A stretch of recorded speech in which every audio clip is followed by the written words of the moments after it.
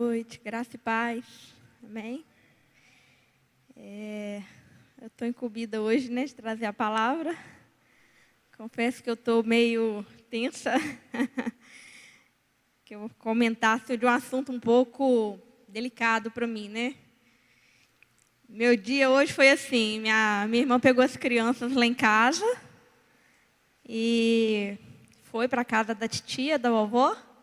Então, fiquei sem criança em casa. O marido veio para o ensaio à tarde e eu fiquei em casa preparando a palavra e tentando fugir da palavra. Vou ser bem sincero para vocês, porque falar, né? Eu vou falar de um assunto que para mim é um pouco delicado. O Senhor já estava falando um pouquinho no meu coração sobre perdão. Eu falei, não, vou pregar isso não, vou pregar sobre perdão. Vou tentar montar a palavra aqui de perdão. Falei, nada de palavra de perdão. Falei, então é isso mesmo que Deus quer falar, então vamos encarar. Mas, né, estou um pouco saindo da minha zona de conforto aí, um pouquinho, para falar de algo, né, que toca bastante na gente, que mexe um pouquinho com a gente, mexe bastante comigo. Leitura inicial, eu quero convidar vocês a abrir Romanos, capítulo 11, do versículo 33 ao 36. A versão que eu estou usando é da NVI.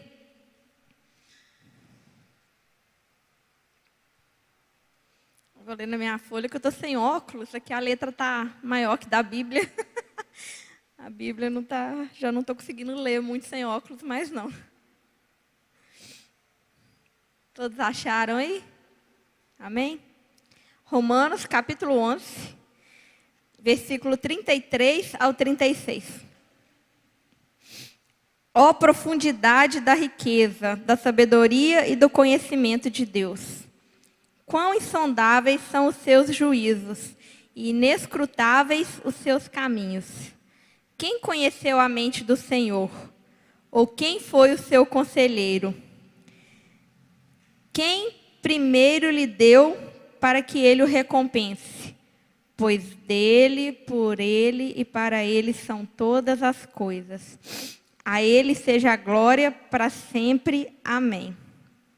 O título dessa palavra aí, a gente vai entender ao longo aí, né, da palavra, Deus não é linear. A gente vai estar falando um pouquinho sobre isso e até o final da palavra eu prometo que vocês vão entender aí, né? Até de matemática a gente vai falar um pouquinho hoje. Mas antes da gente entrar mesmo na palavra, eu trouxe alguns questionamentos para fazer vocês pensarem um pouquinho sobre o que a gente vai falar hoje. Eu queria lançar algumas perguntas aí para vocês. A primeira delas, será que nós estamos contentes com Deus? Contentes com o que Ele tem nos proporcionado? Às vezes você já se viu, né, refletindo por que você tem passado por determinada situação e por que Deus não livra você daquele momento, daquela situação, daquele sofrimento que você tem passado. Às vezes você tem questionado Deus e muitas vezes você tem tido até mesmo vontade de abandonar a sua fé porque Deus ele não tem ouvido as suas orações. Você acha que Deus não tem ouvido as suas orações, né? Vamos refletindo, vamos pensando a respeito disso aí, dessas questões. A nossa vida, a gente vai passar por algumas dificuldades. João 16:33 fala que no mundo nós teremos aflições, mas Jesus ele deixa a mensagem que é para a gente ter bom ânimo, que Ele venceu o mundo. Se Ele venceu o mundo, nós temos capacidade de vencer, né, também. Essa é a mensagem que Ele deixou para a gente. E todos nós, um dia, em algum momento, em alguma situação da nossa vida, a gente vai ter que rolar uma pedra ladeira acima. Eu vi isso, o Tiago Leifert falando, quando ele descobriu que a filhinha dele estava com câncer raro no olho. Numa entrevista, ele falou isso e aquilo mexeu muito comigo. Eu falei, é verdade.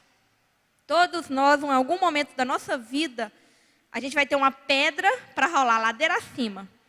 A inclinação da ladeira e o tamanho da pedra vai variar de uma pessoa para outra, mas todos nós, em algum momento, vamos nos deparar em alguma situação assim. Né, Biga? Biga, perto de casar, com o casamento marcado ali, na expectativa, tudo preparado. A mãe dela vai lá e tem 2 AVCs, né, Biga? E passou por uma situação muito difícil. A situação da vida dela mudou completamente, né? Inclusive a data do casamento. Mas está chegando, né, Biga? Mas nós cremos que tudo que acontece na nossa vida, ela tem um propósito. A Biga mesmo teve a oportunidade de compartilhar para mim coisas que aconteceram na vida dela, que talvez ela não ia viver se isso não tivesse acontecido. Talvez ela queira compartilhar com vocês depois. Então, na nossa vida, a gente vai ter essa pedra para empurrar a ladeira acima. A gente vai ter que passar por alguma dificuldade, algum sofrimento em algum momento. E muitos de nós, em algum momento, vai querer atribuir a Deus a culpa do nosso sofrimento. Por que que Ele não tem respondido às nossas orações, às nossas dificuldades? A gente quer uma vida melhor e confia em Deus para que Ele possa garantir essa vida melhor. Deus, Ele é poderoso, Ele pode nos dar tudo. A pergunta que eu lanço para vocês é, mas será que Ele fará isso? Será que Ele vai nos dar tudo que a gente quiser, tudo que a gente pedir? Essa vida, às vezes, a vida que a gente corre atrás, nossos desejos, nossos sonhos, nossas vontades. Será que Deus vai nos dar tudo mesmo? Ele tem o poder para fazer todas as coisas, mas será que Ele vai fazer? Eu lanço essa pergunta para vocês refletirem. A gente vai tentar falar um pouquinho disso ainda aí para frente. A gente quer, que Deus esteja sempre trabalhando a nosso favor. Deus, eu estou aqui orando ao Senhor, eu peço que o Senhor me abençoe porque eu quero um bom emprego. Deus, eu estou aqui orando ao Senhor, eu peço que o Senhor me abençoe porque eu quero casar. Deus, eu estou aqui orando ao Senhor porque eu quero muito ter um casamento abençoado, ter uma família. Então, a gente está sempre colocando Deus para trabalhar em nosso favor. Aí eu lanço outra pergunta para vocês aí, para vocês pensarem também. Mas Deus, Ele está a nosso serviço? Será que não seria o contrário? Que nós que deveríamos estar a serviço dEle? Mas a gente está o tempo todo colocando Deus para trabalhar para a gente? Reflitam, parem para refletir em todas as suas orações, tudo que vocês têm pedido a Deus. A maneira como todos nós, como nós temos orado a Deus. A gente tem colocado, como tem sido a nossa oração? Nós estamos a serviço dele ou ele está ao nosso serviço para atender algum desejo, alguma vontade nossa?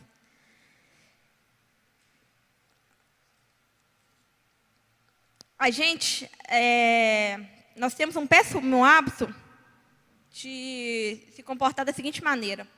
Se Deus ele faz alguma coisa, Ele atende a nossa oração, a gente vem cá na frente, dá testemunho, agradece. Deus é bom. E muitas vezes, quando Deus ele não faz na nossa vida, a gente questiona Deus, a gente chora, a gente não tem gratidão no momento que Deus ele nos dá alguns nãos. Quando Ele fala não para a gente, em diversas situações a gente não consegue ter o coração grato. Se Ele faz, Ele é bom. Se Ele não faz, tem situações que a gente pensa até mesmo em abandonar a nossa fé. Não, estou indo na igreja, não está servindo para nada. Deus não está fazendo nada por mim. Eu estou pedindo, estou aqui passando esse perrengue, passando esse sofrimento. Mas Deus ele não tem feito nada por mim. Então, não está valendo a pena. Para que eu estou vindo à igreja? Para que eu estou servindo a Deus? Então, às vezes a gente está criando uma visão distorcida de Deus. Assim, um pouquinho do que eu vou falar hoje aqui, para a gente explicar um pouquinho a questão de linearidade. Deus não é linear. Eu comecei a ler um livro, José está terminando, mas eu estou bem no início dele ainda. É um livro do Jesus Cop, está bem famoso aí. Deus não é linear. Chega de regras. E lá ele vai tratar exatamente disso no livro. Ele começa tratando disso. Ele vai falar um pouquinho de linearidade, vai explicar o que é o conceito, a lei da linearidade. Ele vai explicar um pouquinho sobre isso no livro. E vai explicar por que muitas vezes nós nos frustramos com Deus, porque a gente tem esse pensamento de linearidade. Que todas as coisas, elas são lineares. Então, agora a gente vai parar para tentar entender o que é esse conceito e como que isso funciona na nossa vida.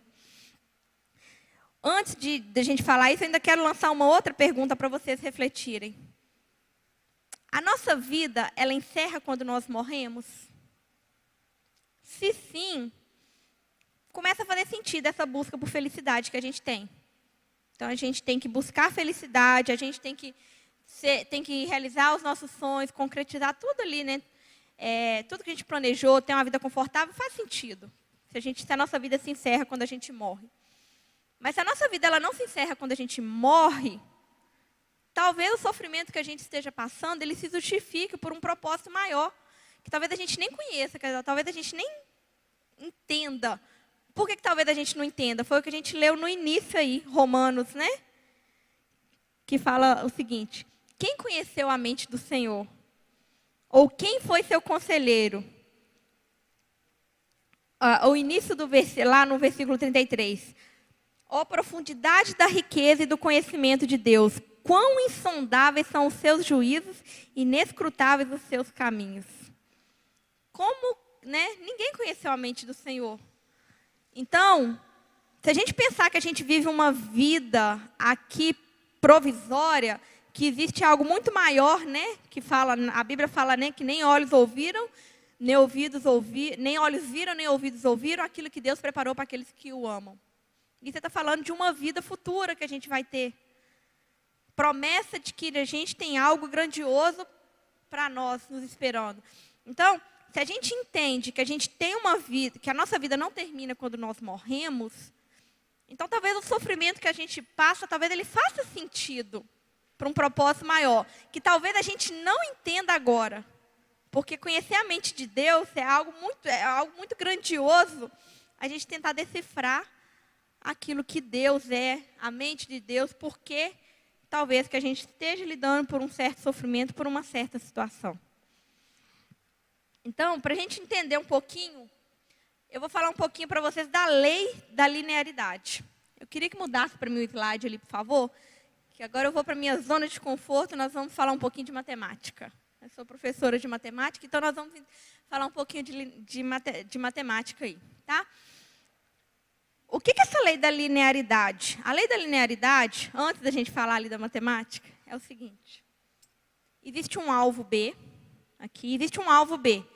E que a gente quer alcançar esse alvo B. Para a gente alcançar o alvo B, a gente vai traçar estratégias A, para que a gente atinja esse alvo B.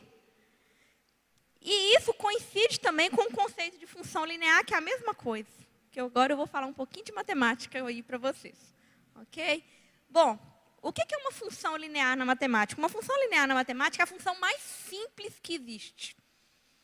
A função mais fácil, mais simples, que tudo funciona com essa função, é a função linear. É uma reta, em outras palavras, uma reta. Igual, ali é um exemplo de uma função linear.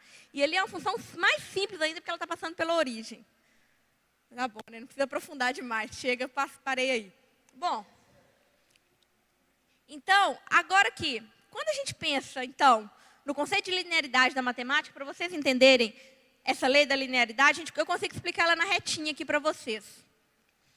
Quando você tem um alvo B ali, quando você traceja e busca ele na reta, e você traceja de novo e ali uma perpendicular ali, você vai encontrar um pontinho A ali, que vai me dar aquela resposta B.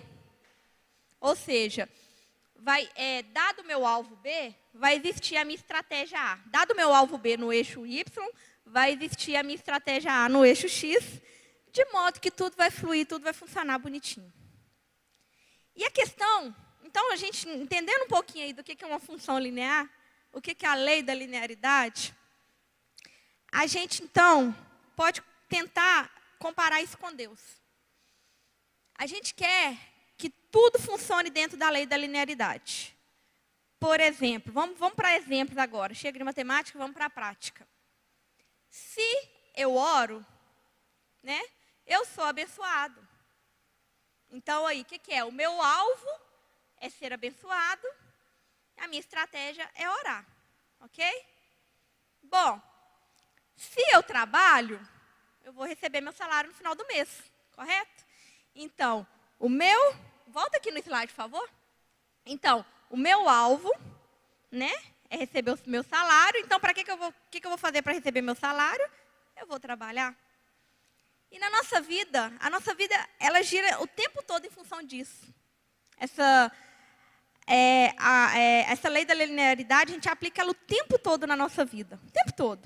Se vocês pararem para pensar, os best-sellers aí, os coaches fazem muito sucesso quando eles lançam livros, vídeos com 7 regras para ser feliz.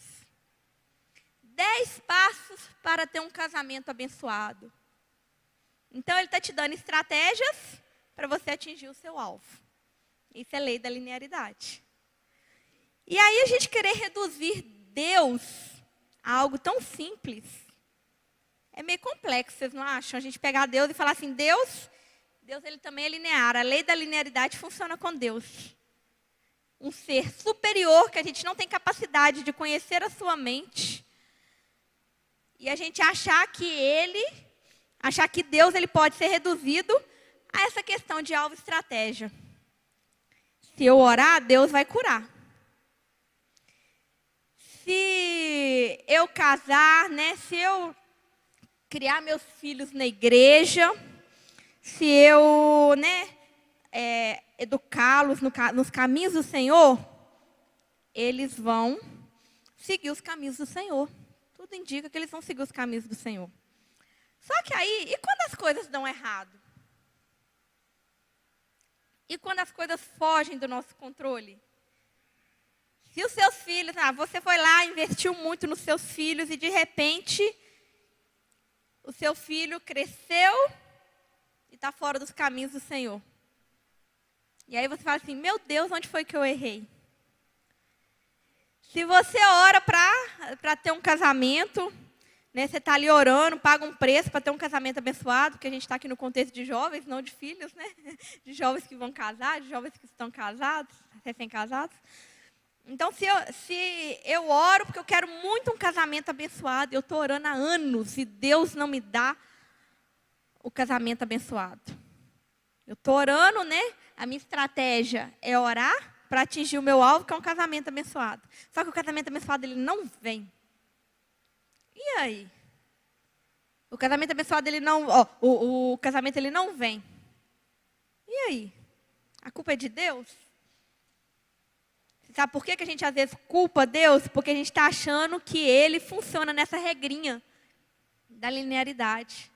Que Deus ele é linear. Que se a gente traçar um alvo e colocar a estratégia para Deus fazer para nós, Ele vai fazer. E aí Ele vai atingir, Ele vai fazer aquilo que a gente pedir. A gente sabe a receita, se a gente orar. Então Deus ele vai atender. Vocês acham que vai acontecer isso sempre? Nem sempre. Por que isso não acontece? Porque existe um plano maior, um propósito muito maior. Na realidade, as nossas vontades, ela vem em segundo plano. A vontade de Deus, ela vem em primeiro lugar nas nossas vidas. E quando Deus fala não para nós, é porque aquilo que a gente está pedindo, ela não está dentro do plano de Deus. E às vezes entender isso é muito sofrido, é muito dolorido. Porque a gente, o tempo todo...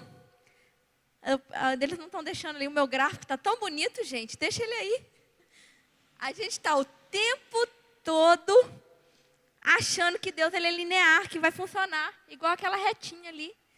Que a gente vai traçar o alvo e vai dar estratégia para Deus fazer para a gente. Que a gente acha que Deus ele está ao nosso serviço. Então a gente tem uma visão errada de como as coisas funcionam, do que é cristianismo. E às vezes a gente fica enrustido de religiosidade. Porque a religiosidade nos leva a pensar, nos leva a aplicar a lei da linearidade na nossa vida o tempo todo. A religiosidade, ela nos leva a querer que Deus esteja a nosso serviço o tempo todo. E não é isso que funciona, não é assim que vai funcionar. Na verdade, é muito, muito diferente disso aí. Você tentar explicar Deus com uma função extremamente simples, a função mais simples da matemática, você não está entendendo quem é Deus. A gente não está entendendo quem é Deus, a sua soberania, a sua grandeza. Eu acho que nem existiria uma função, a função mais complexa não poderia explicar a grandeza de quem é Deus. Então a gente não consegue reduzir Deus a essa lei da linearidade. A gente não pode falar que Deus ele é linear. Na verdade, a gente não pode falar que ele é nada, que ele se adapta a comportamento nenhum. Porque ele é muito superior a tudo aquilo que nós pensamos. Nós lemos aqui, ninguém pode conhecer a mente de Deus. Então, a gente está sempre esbarrando em conflitos, porque a gente está sempre aplicando isso aí. Essa lei da linearidade. Se eu estudo, eu vou bem na prova. Mas aí se você não vai bem na prova? Se eu trabalho e corro atrás, eu vou ser bem-sucedido. E se você não é bem-sucedido? Mesmo você fazendo, né, as suas estratégias. Se eu oro, Deus vai mandar namorado, vai mandar marido, vai mandar filho. E aí, se Deus fala não, fala assim, você não vai ter filho, você não vai ter um marido, você não vai ser um bem-sucedido. E aí, como é que a gente vai conviver com isso? Como que a gente vai lidar com isso? E se não acontecer? E se eu orar e ele não curar? É aqui que eu entro no assunto muito delicado da minha vida, que eu sempre tive muita dificuldade para falar aqui com vocês. Eu vou tentar compartilhar um pouquinho da nossa história lá atrás com a Laura. Eu falei para vocês que para mim é um assunto delicado. Eu nunca expus muito, né? Todo mundo sabe por alto. Mas eu nunca expus realmente os nossos sentimentos de tudo que a gente vivenciou lá atrás com Laura. E naquela época lá, né? Eu e meu inocente marido, a gente estava reduzindo Deus a algo linear. Se a gente, né? Quando Laura nasceu, não tem muita explicação para o que aconteceu com Laura. Ninguém nunca me deu uma explicação do que houve com Laura. Ninguém. A Laura passou por muitos médicos conheceram a nossa história e falaram para a gente que o que houve com vocês foi uma fatalidade. Não tem como explicar. Pré-natal feito de maneira muito boa, sem nenhuma intercorrência, tudo certo. Até a véspera do nascimento da Laura, que a minha pressão começou a subir. E minha cesárea foi agendada para o outro dia de manhã, 7 horas da manhã, porque a pressão começou a subir. E aí, na realidade, eu passei mal de madrugada. Eu fui na médica na sexta-feira, 6 horas da tarde. E eu não tinha sinal nenhum de parto normal. A médica falou para mim assim, Cristiane, você quer muito ter o parto normal. Só que você não tem sinal nenhum de parto normal, você está com 39 semanas. E hoje a sua pressão começou a subir. Por precaução, por cuidado com você e com a Laura, vamos marcar sua cesárea para amanhã, 7 horas da manhã. Mas você está tendo contração, se você passar mal de madrugada, meu telefone está ligado, você me liga. Você pode me ligar a qualquer hora da madrugada. Então, saí de lá, 7 horas da noite do consultório dela, cheguei em casa, arrumei mala. E nós fomos, eu e José um pouco ansiosos, né? Porque estava um pouquinho diferente do que a gente tinha planejado, mas ok. A gente sabia que poderia acontecer. Sentamos, estava assistindo uma palavra lá, na televisão. E engraçado não, eu não acredito em coincidências, né? Eu acredito que Deus ele fala com a gente o tempo todo, através de várias coisas, várias situações. E a gente estava ouvindo uma palavra, que era a palavra quando Lázaro ressuscitou. E aí Jesus fala para Marta, né? Se não me engano, Marta, que ele fala para ela que aquela enfermidade não era para a morte. E a gente ouvindo aquilo ficou na nossa cabeça, né? Assim, né? Mas, ok, uma palavra tão conhecida, né? Uma palavra tão conhecida que a gente já está acostumado a ouvir, né? Mas naquele momento, aquele dia, meia-noite, a gente ouvindo que aquela enfermidade não era para a morte. A gente só foi lembrar disso alguns dias depois daquela palavra que a gente estava ouvindo na sexta-feira, dia 15 de abril, meia-noite, um pouco ansiosos para dormir, né? Então, nós fomos dormir. Eu acordei 2h30 da manhã tendo muita contração. Contração de 4 em 4 minutos em casa. Acordei Josiel e já liguei para a médica. Nós fomos para o hospital às pressas, a médica também foi. Eu cheguei lá no hospital já me contorcendo de dor, tendo muita contração. E aí a menina nem fez minha ficha, já mandou eu subir, começou a ligar desesperado para obstetra. E aí a obstetra chegou e começou a me atender. Foi tudo muito rápido, porque eu comecei a passar mal em casa às 2h30 da manhã. E a Laura nasceu 4h20, 1h50. E nasceu de parto normal. O trabalho de parto normal normalmente dura 10, 12 horas. E eu não tinha sinal nenhum de parto normal na sexta-feira, 7 horas da noite. E ela nasceu, e ela não respirou, e ela foi direto para a UTI. E aquilo assim, eu não entendia a gravidade da situação. O Josiel entendia mais porque ele tem um tio com paralisia cerebral, ele entendia um pouquinho mais da gravidade da situação. Eu não. Então, por muito tempo eu neguei o problema. Por muito tempo eu achava que não ia acontecer nada com a Laura. Que aquilo era uma luta que ia passar e que não ia acontecer nada com ela. Porque a gente servia a Deus. A gente estava sempre na igreja. A gente sempre foi fiel. Fiel com dízimo, fiel com nosso servir a Deus. Fiel com tudo ali. E a Laura, ela era o nosso sonho. Era o nosso desejo mais profundo do nosso coração. A gente planejou tudo. Era um sonho. Eu queria muito ter uma menina. Não importava quantos filhos eu tivesse, mas eu queria muito uma menina. E ela veio de primeiro, uma menina. Ali dos meus sonhos da infância.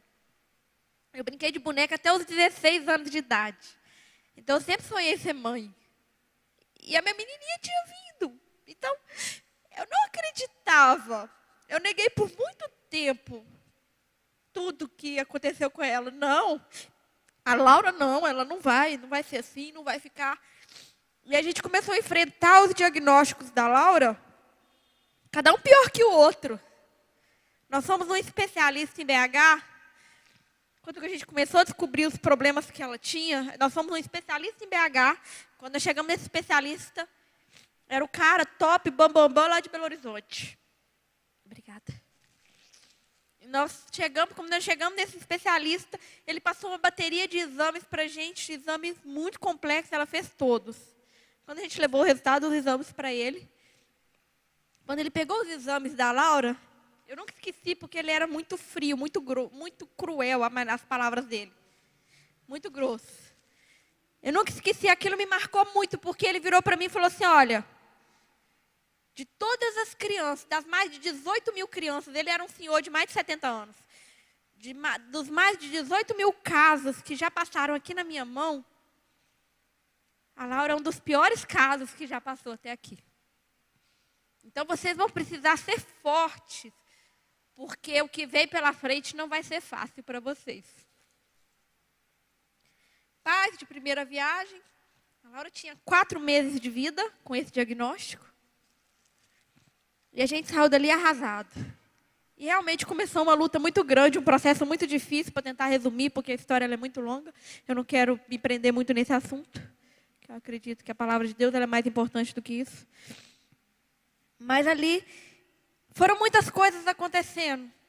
A gente enfrentou ali. E aquele médico, toda vez que a gente ia nele, ele nos destruía. Ele jogava a gente lá embaixo. E tudo isso acontecendo comigo, acontecendo com o Josiel, a gente sem entender, porque a gente estava o tempo todo aplicando aquilo ali. Não, isso não está acontecendo, não. Em algum momento ela vai ser curada. Isso, a gente vai acordar desse pesadelo. E a gente vai testemunhar que ela foi curada e que isso não está acontecendo com a gente. E a gente carregou isso por muito tempo. Toda a campanha que tinha aqui na igreja, eu lembro até hoje. Uma campanha que o pastor Marcos lançou, uma campanha de um jejum de 24 horas. Que ele lançou, e aí, para que houvesse cura na igreja. A campanha era específica para cura. E eu fiz aquele jejum de 24 horas, e eu cheguei aqui na igreja para entregar aquele jejum, e com muita fé de que minha filha ia ser curada. E aí ela não foi curada da maneira que eu esperava que ela fosse. Então, por várias vezes, eu vivi frustrada, esperando uma cura que não vinha. E sem entender o porquê a gente está passando por isso. Eu e o Josiel, a gente sem entender e sem perceber ao nosso lado todo o cuidado de Deus com a nossa vida nesse tempo. Porque a gente estava tão preocupado buscando essa cura que a gente não conseguia ver mais nada ao nosso redor. A gente estava cego em busca dessa cura que não vinha e vivíamos frustrados porque a cura não vinha. E a gente vivia frustrados porque a gente tinha o alvo, A gente tinha as estratégias, mas elas não convergiam para aquele pontinho vermelho lá. Não acontecia. E por que que isso não acontecia? A resposta, hoje, para mim, é clara, mas na época não era. A resposta é porque Deus ele tem um plano, ele tem um projeto. E o plano dele nas nossas vidas, ele vem em primeiro lugar, acima das nossas vontades. Deus, se ele quiser curar, ele pode curar a qualquer momento, como ele curou, ele cura até hoje, a gente conhece. Meu marido, ele é testemunho de milagre, de cura na vida dele e tudo mais. Mas existe um plano, existe um propósito. E a nossa vontade, ela não está acima do propósito, do plano de Deus para nossas vidas. Ela nunca vai estar. Por mais que às vezes doa, por mais que seja sofrido, por mais que a gente sofra, existe um propósito maior. Hoje eu consigo dizer para vocês, por exemplo, que a Laura, ela leva o evangelho para pessoas que eu jamais teria possibilidade de alcançar. Eu jamais conseguiria falar do amor de Jesus se não fosse pela vida da Laura. Eu jamais conseguiria testemunhar. A Laura, ela alcança muito mais pessoas do que eu e Josiel juntos podemos falar do amor de Jesus em toda a nossa vida. E ela tem apenas 6 anos de idade. Ela não fala, ela usa uma cadeira de rodas. E ela alcança muito mais gente do que nós dois que já somos velhos aí na igreja, por exemplo.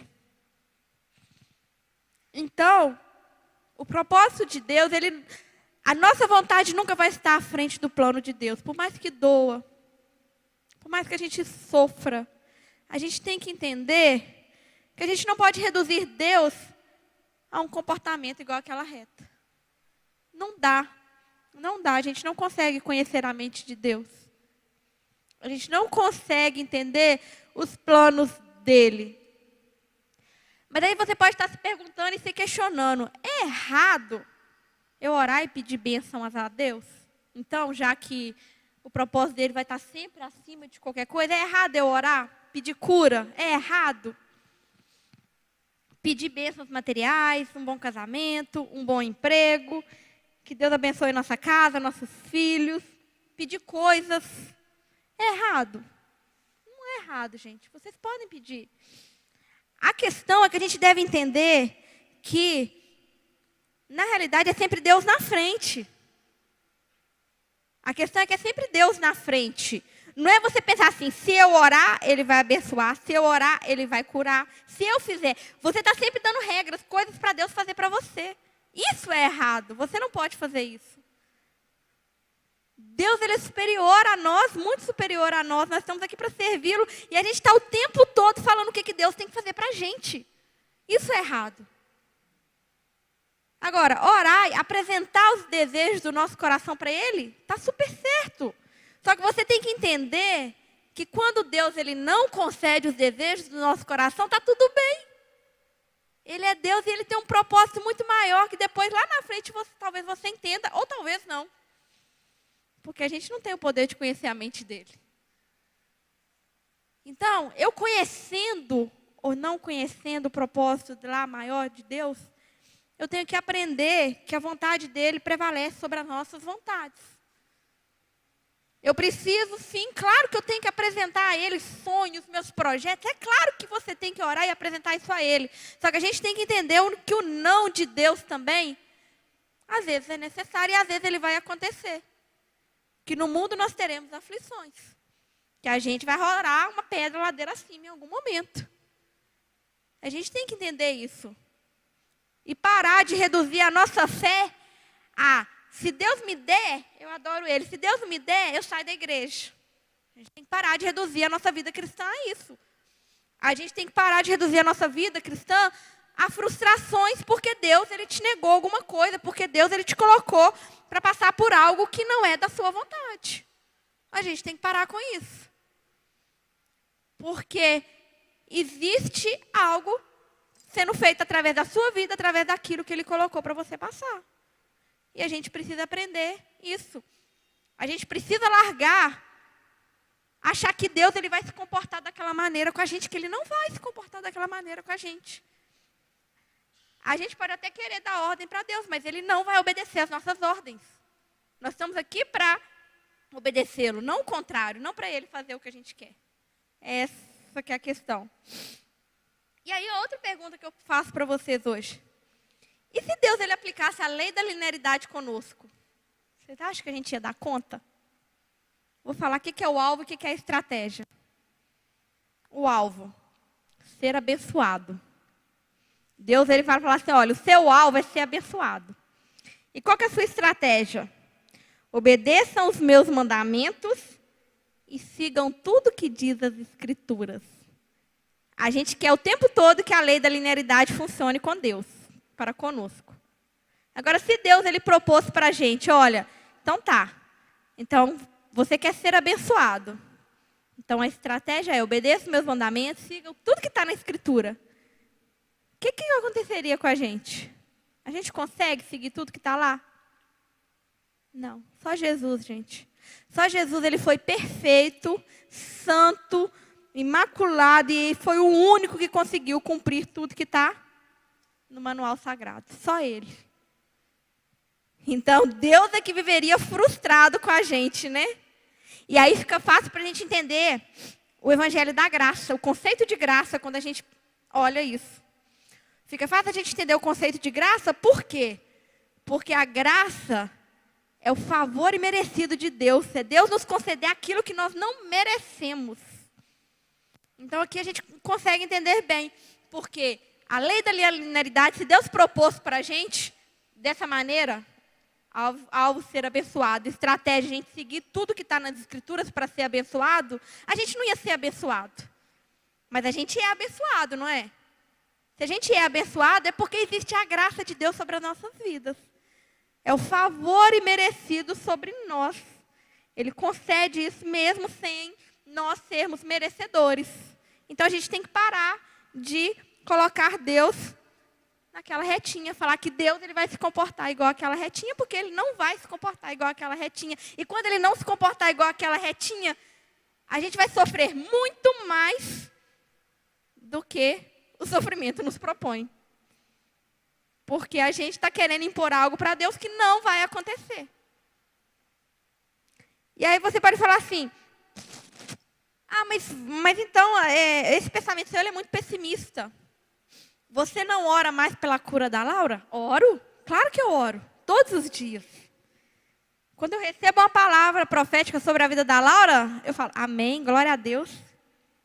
Eu esqueci de falar lá atrás. Quando a Laura nasceu, apareceram algumas pessoas que chegaram perto da gente e falaram assim, vocês estão passando por tudo isso porque vocês estão em pecado. Vocês precisam, né, consertar a vida de vocês porque a Laura está pagando o preço. Nós ouvimos isso na cozinha da minha casa. A Laura está pagando o preço porque vocês estão em pecado. Vocês precisam consertar a vida de vocês.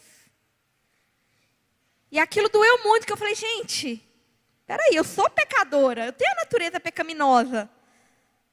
Mas será que Deus é esse? Que Deus é, peraí, essa pessoa está lendo a Bíblia diferente da Bíblia que eu estou lendo, porque o Deus que eu conheço é um Deus de amor. Ele jamais ia punir uma criança porque eu sou pecadora.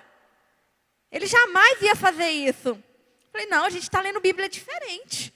Não faz sentido. Mas essa pessoa que falou isso para a gente, o que ela estava se inspirando? Nisso. Se alguma coisa deu errado, é porque eu fiz alguma coisa errado. As coisas não podem dar errado para quem é crente. Mas na realidade elas dão sim. Elas dão sim, porque existe um propósito, gente. Existe um propósito que a gente talvez não entenda, mas existe um propósito. Então, a gente tem que ter cuidado com muita coisa. E que lá em... o que seria o plano de Deus para nós, então? O plano de Deus para nós, Ele quer revelar para nós como o maior tesouro que o coração humano pode imaginar. O maior amor que a gente pode experimentar no mundo. Oferecer um relacionamento com Ele que deleite absolutamente as nossas almas. Deleite significa prazer. Então, um relacionamento que nos dê prazer para as nossas almas, satisfação para as nossas almas. Salmo 37, verso 4 fala: deleita-te no Senhor e Ele concederá os desejos do seu coração. Espera aí, mas então isso não é redundante? Quando eu deleito no Senhor, eu estou entregando a minha vida, eu tenho satisfação no Senhor. E eu entendo que tudo que o Senhor fizer vai ser bom para mim. Então, por isso que Ele vai conceder os desejos do meu coração. Porque no meu coração vai ter só as coisas do Senhor. Então, sabe qual que é o maior obstáculo que nós temos para que Deus opere coisas grandiosas na nossa vida? Nós mesmos. Porque a gente está o tempo todo usando a lei da linearidade. Com Deus também. Na nossa vida, no dia a dia. Talvez no dia a dia ela funcione melhor. Mas com Deus a gente está sempre usando ela. E talvez isso seja um obstáculo para que Deus ele opere coisas grandiosas na nossa vida. Porque às vezes a gente está lá batendo na pedra ali. E dali não vai sair água. A gente muitas vezes a gente quer fazer por nós mesmos. Eu trouxe algumas letras de música aqui. Vou tentar resumir. Eu não cheguei nem na metade. Não vou tentar acelerar. Eu trouxe algumas letras de música aqui, só para comentar com você sobre isso. A gente canta assim. Algumas músicas a gente canta aqui no Point, tá? Não está errado cantar, tá? É só para a gente pensar. São músicas lindas, inclusive. Músicas de adoração mesmo.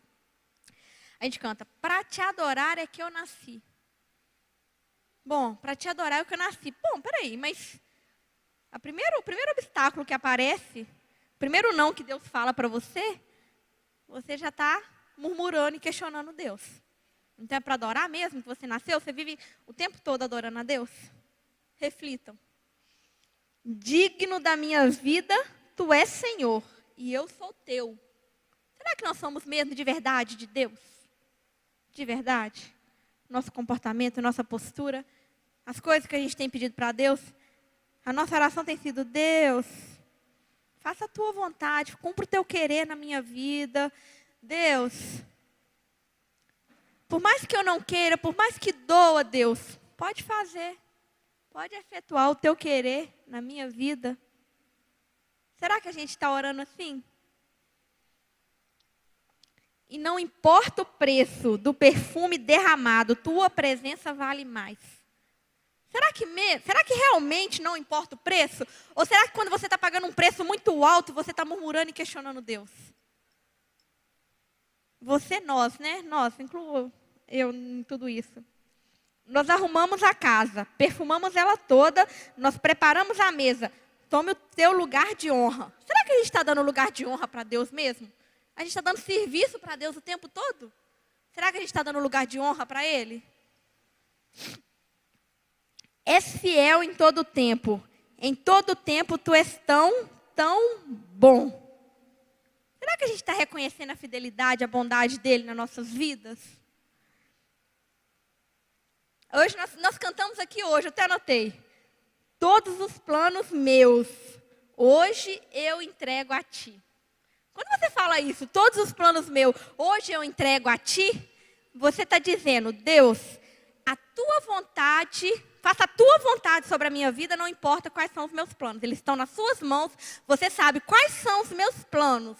Você sabe aquilo que eu quero, aquilo que eu desejo, aquilo que eu aspiro. Está aí, mas está aí nas Tuas mãos. Faça com Ele aquilo que o Senhor desejar.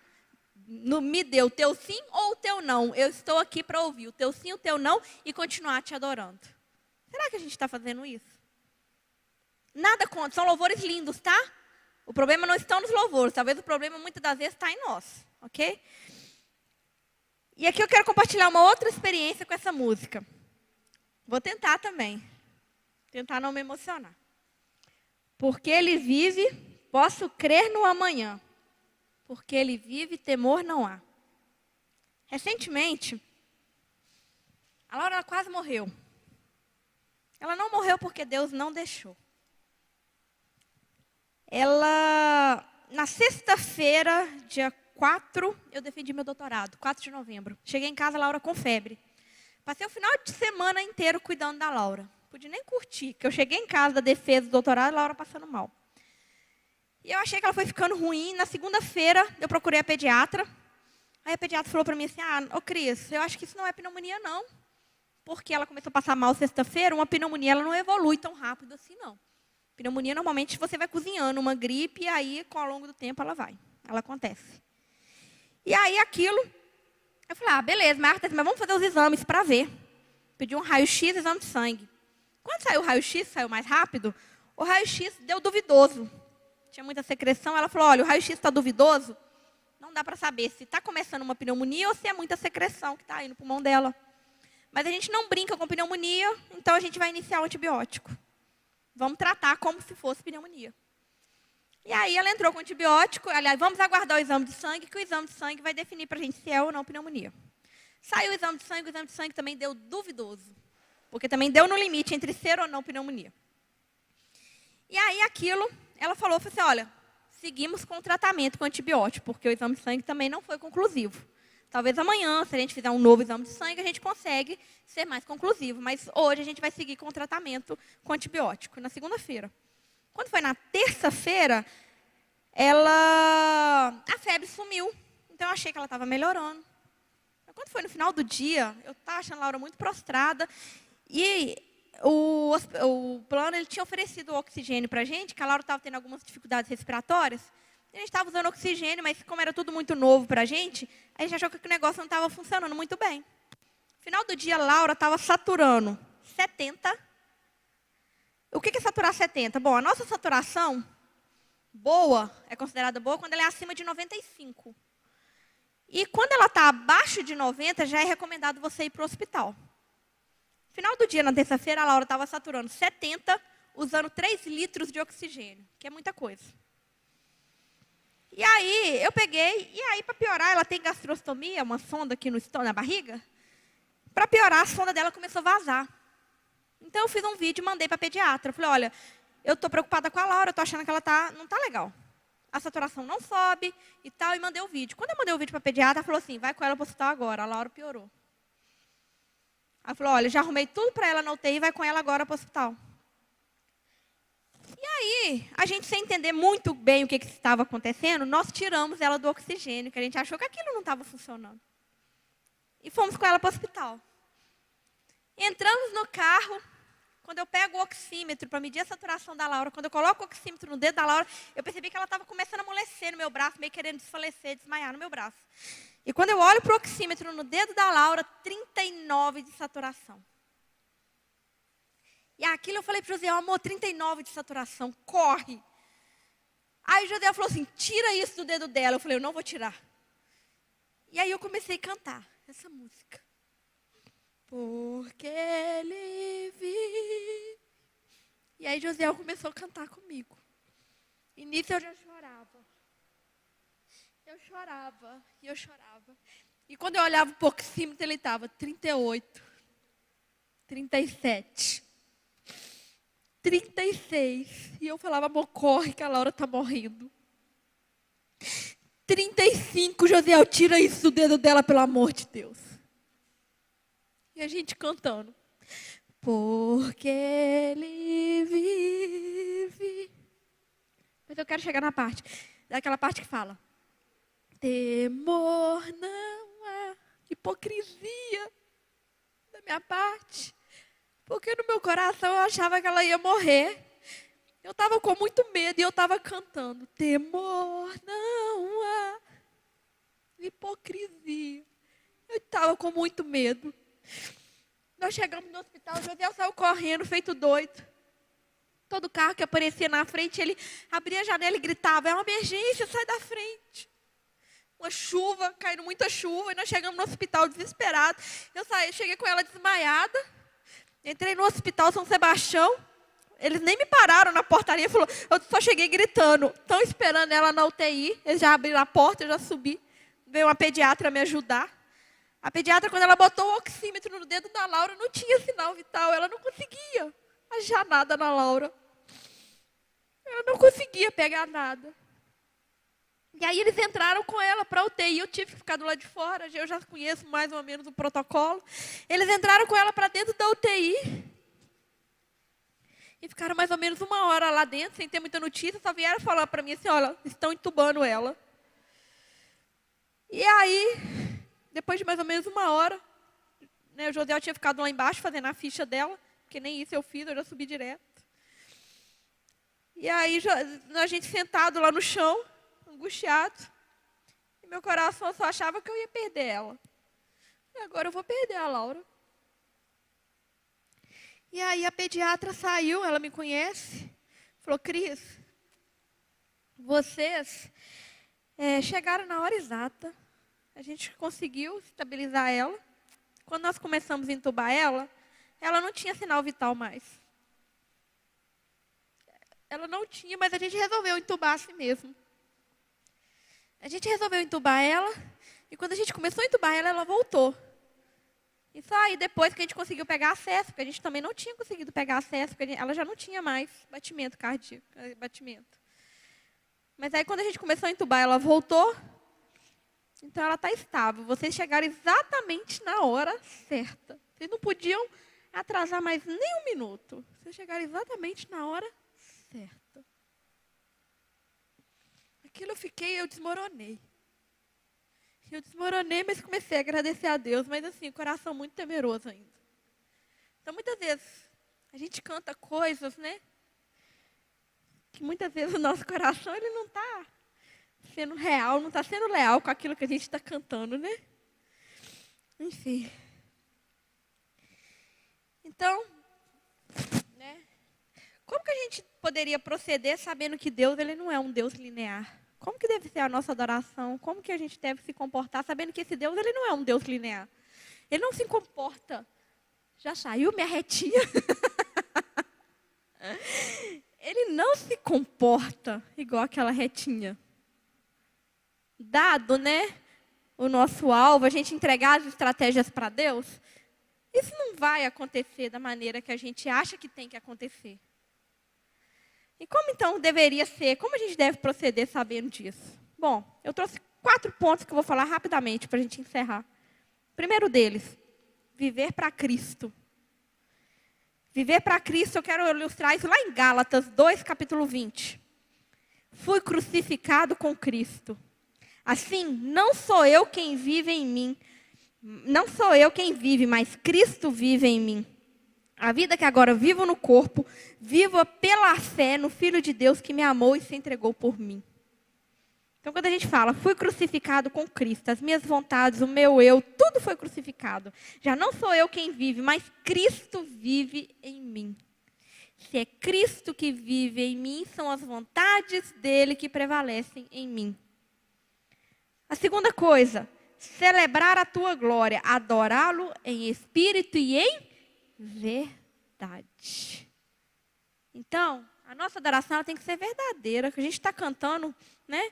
É igual eu estou falando, eu não estou aqui para criticar os louvores, não, que eles são lindos, eu gosto demais. Eu estou aqui para criticar a nossa postura, a nossa posição enquanto cristãos, a maneira como a gente se comporta. É isso que eu estou aqui para criticar. Não é os louvores, não tem nada de errado com os louvores, a nossa adoração.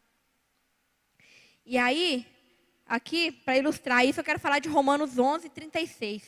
Pois dele, por ele e para ele são todas as coisas, a nossa vida, nossa família, o nosso trabalho, tudo é para ele, tudo converge para ele.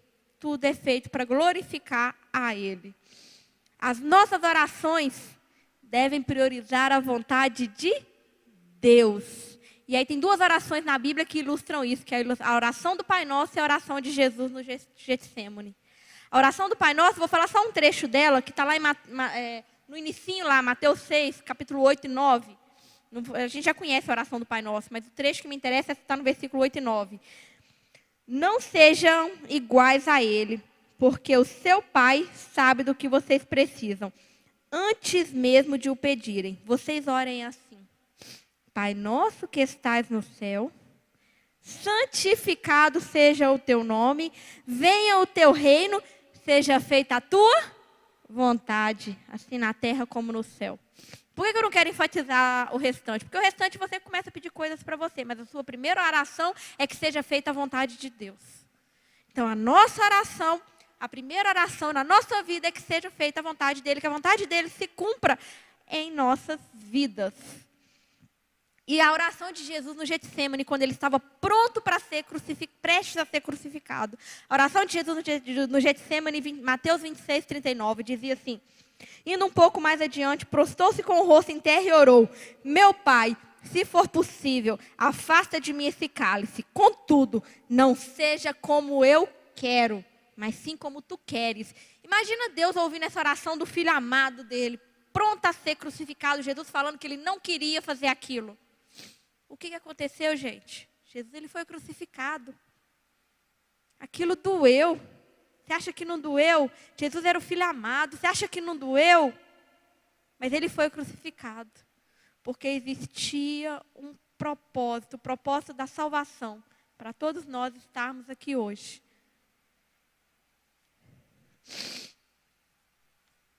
E por fim, a gente tem que confiar na provisão e descansar.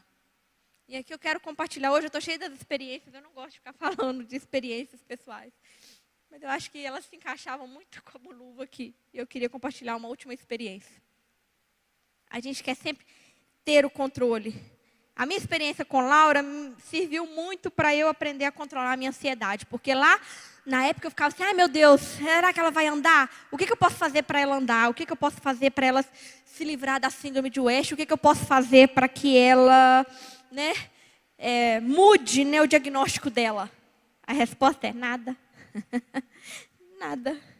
Ela tem um diagnóstico na vida dela, que se não for Deus na vida dela, eu não posso fazer nada. Enfim. Então, depois que eu entendi isso, eu aprendi a descansar em Deus e parei de sofrer com o que vai ser amanhã, com o que vai ser do futuro. Eu nem sei se eu vou estar viva amanhã, né? Se Jesus vai voltar. Então, por que eu vou sofrer por algo lá na frente? Não vou sofrer. Enfim, mas a gente quer sempre ter o controle da situação e a gente viveu uma experiência das poucas vezes que a gente deixou o controle totalmente na mão do Senhor, algo muito simples, mas que foi a gente viu Deus trabalhar nas nossas vidas. Inclusive, ele trabalhava em Juiz de Fora, e aí teve greve, seu nome foi greve? Teve greve. E aí ele tinha alugado um apartamento lá, ele decidiu entregar o apartamento, porque estava muito caro, ele estava em Viçosa, estava de greve, a gente pagando aquilo à toa. Ele estava assim, eu vou entregar aquilo, quando voltar da greve, eu procuro um lugar lá, eu vou ficando numa pensão lá, eu vou ficando numa pensão até eu conseguir um lugar melhor para ficar, um lugar mais em conta, que lá está ficando muito caro as contas. Não está valendo muito a pena, não. E aí, o que ele fez? Acabou a greve, realmente ele não tinha lugar para ficar, não tinha nada. E ele falou, vou para Juiz de Fora. E ele oferecia carona para ajudar na gasolina. E nesse dia específico, ele deu carona para um menino.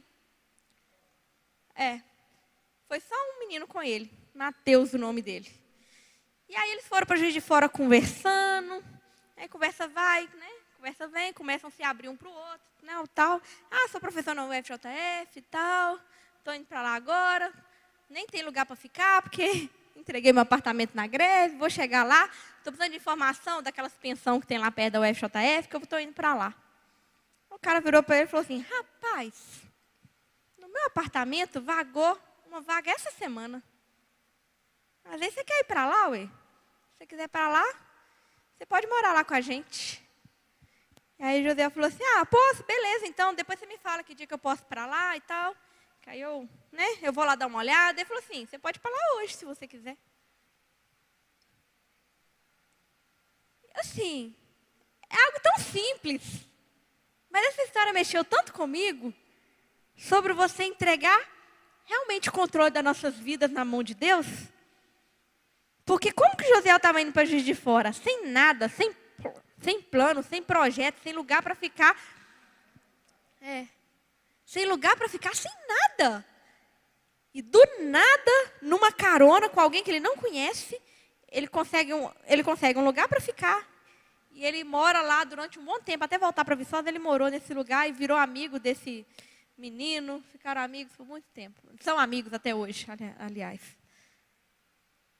Não existe coincidência na vida do cristão, não, gente. Deus, ele cuida da gente nos mínimos detalhes, nas pequenas coisas, e a gente insiste em não dar o controle da nossa vida para Ele. A gente insiste em querer ficar com as rédeas e falar, Deus, esse é o alvo, faça para mim. Deus, esse é o alvo, faça para mim. A gente insiste o tempo todo em fazer isso. Mas na realidade a gente deve confiar na provisão e descansar. E os versículos que eu trago para ilustrar isso, eu gosto sempre de trazer versículos para ilustrar aquilo que eu estou falando. Os versículos que eu trago, primeiro está em Filipenses 4, versículos 6 e 7. Não andem ansiosos por coisa alguma, mas em tudo, pela oração e súplicas e com ação de graças, apresentem seus pedidos a Deus. Eu falei que não tem problema a gente apresentar nossos pedidos a Deus. E a paz de Deus, que excede todo o entendimento, guardará os seus corações e as suas mentes em Cristo Jesus. Hoje em dia, a gente ouve de algumas pessoas, que eu falei, né, que a Laura alcança, que Laura prega para elas, que eu jamais conseguiria pregar.